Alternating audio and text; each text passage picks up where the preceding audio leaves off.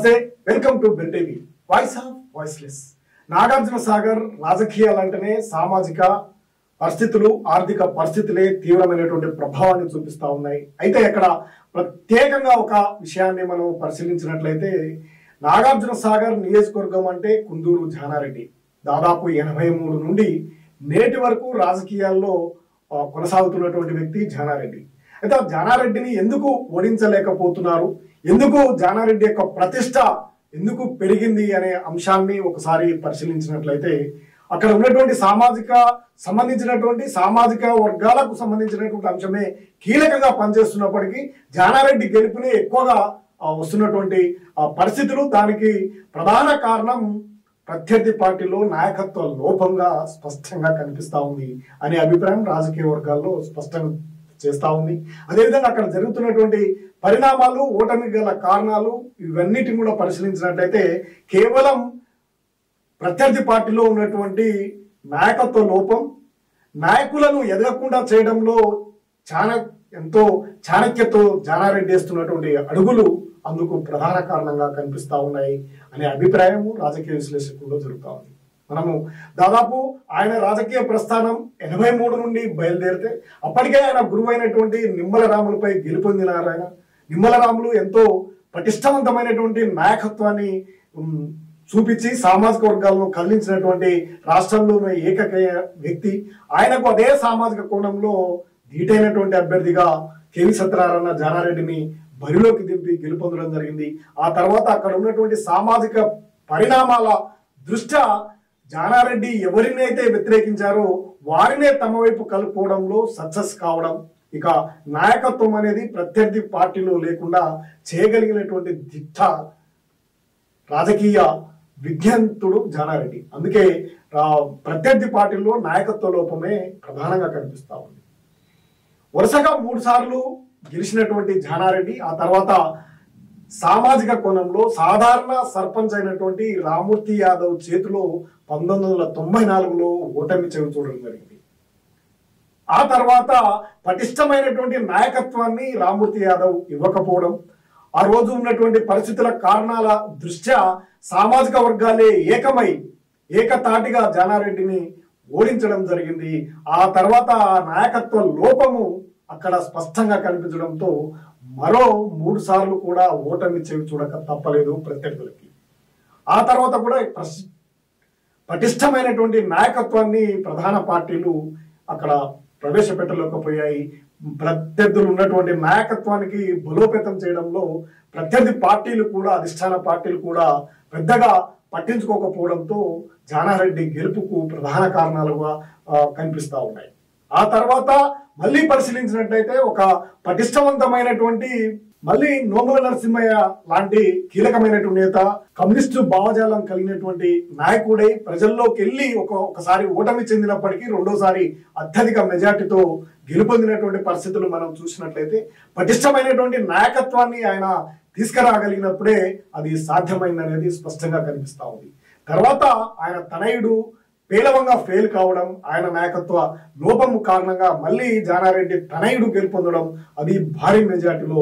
వీటన్నిటిని పరిణామాలను మనము చూసినట్లయితే అక్కడ స్పష్టంగా జానారెడ్డి యొక్క ప్రత్యర్థుల నాయకత్వ లోపమే ప్రధానంగా కనిపిస్తా ఉంది.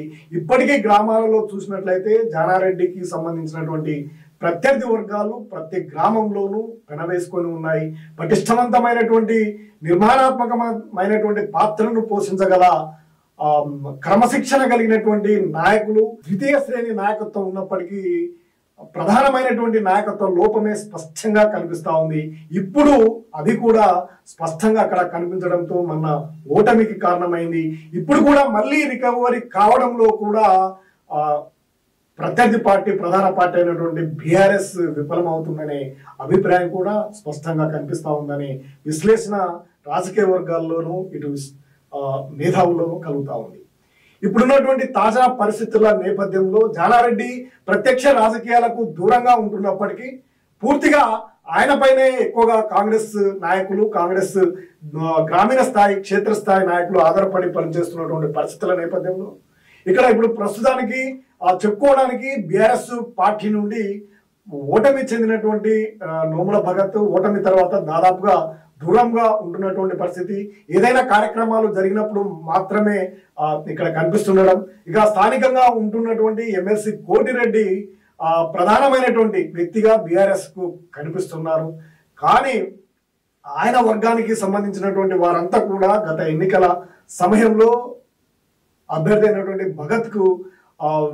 భగత్ అభ్యర్థిత్వాన్ని వ్యతిరేకించి వారంతా జానారెడ్డి వైపు వెళ్ళడం, ఒక రకంగా ఎమ్మెల్సీ కోటిరెడ్డి సైతం బలహీనమైనటువంటి వర్గంతో ఉన్నారని విశ్లేషణ పూర్తిగా జరుగుతూ ఉంది. దీంతో పటిష్టమైనటువంటి నాయకత్వాన్ని ప్రత్యర్థి పార్టీలు అందించకపోవడం వల్ల ఇంకా జానారెడ్డి కుటుంబం యొక్క ప్రభంజనం ఇంకా కొనసాగుతుందనే అభిప్రాయం కూడా వ్యక్తం ఉంది.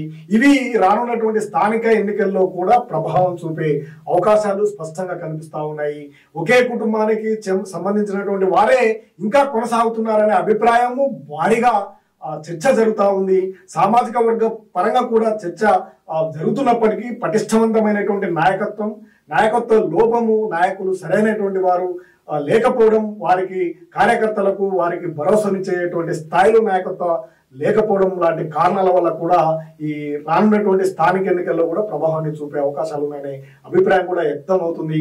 జానారెడ్డి తనయుడైనటువంటి ఇప్పుడు ప్రస్తుతం ఉన్నటువంటి ఎమ్మెల్యే జయవీర్ పెద్దగా అందుబాటులో లేరు అనే చర్చ కాంగ్రెస్ వర్గాల్లోనూ ఇటు ప్రజల్లోనూ కలుగుతున్నటువంటి నేపథ్యం. ఇక్కడ స్థానికంగా ఎక్కువగా అందరికీ అందుబాటులో జానారెడ్డినే ఉంటుండడంతో ఇక్కడ ప్రత్యర్థులు కూడా జానారెడ్డినే కౌంటింగ్ లోకి తీసుకోవాల్సినటువంటి పరిస్థితి ఉన్నటువంటి పరిస్థితుల్లో పటిష్టమైనటువంటి నాయకత్వాన్ని నిర్మాణం చేయగలిగినప్పుడే ఈ స్థానిక ఎన్నికల్లో కూడా కనీసం పోటీ ఇవ్వటానికైనా ముందుకు వచ్చే అవకాశాలు ఉన్నాయి. స్థానిక ఎన్నికల్లో ముందుకు రావాలంటే ఖచ్చితంగా స్థానిక ఎన్నికల్లో కనీసం ప్రభావాన్ని చూపగలగాలంటే పటిష్టవంతమైనటువంటి నాయకత్వం బలోపేతం కావాల్సినటువంటి అవసరం ఉందనే అభిప్రాయం కూడా బలంగా వినిపిస్తా ఉంది.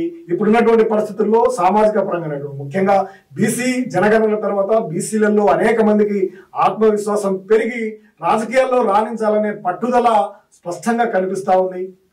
దీంతో దాదాపు ఒక 3 దశాబ్దాలుగా బీసీ వాదాన్ని మోస్తున్నటువంటి ఈ నియోజకవర్గంలో సహజంగానే అటువంటి పరిణామాలు స్పష్టంగా క్షేత్రస్థాయిలో కూడా కనిపిస్తా ఉంది.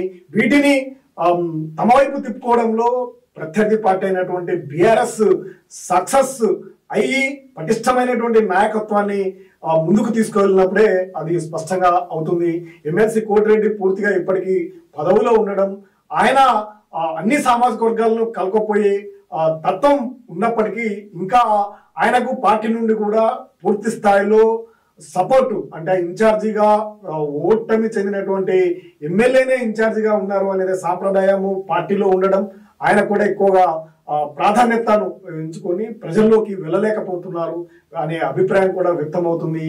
పటిష్టమైనటువంటి ఆయన కూడా పూర్తి స్థాయి బాధ్యతలు అప్పగించి అక్కడ పార్టీ నిర్మాణానికి బాటలు వేయాల్సినటువంటి అవసరం ఉంది అనేది బీఆర్ఎస్ శ్రేణులు క్షేత్రస్థాయిలో ఉన్నటువంటి వారి యొక్క అభిప్రాయం ఉంది. ఏది ఏమైనప్పటికీ ప్రత్యర్థి వర్గంలో ఉన్నటువంటి నాయకత్వ లోపమే జానారెడ్డి గెలుపుకు ప్రధానమైనటువంటి కారణాలు ఉన్నాయనే అభిప్రాయం అయితే స్పష్టంగా వినిపిస్తుంది నాగార్జునసాగర్ నియోజకవర్గం.